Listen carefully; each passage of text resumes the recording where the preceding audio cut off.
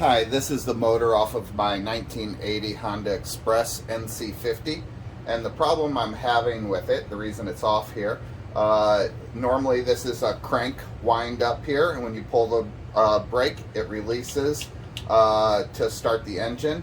And so one day I was cranking it up, and I did 2 cranks, and then it just wouldn't move anymore. So it won't crank, nothing releases with the release lever.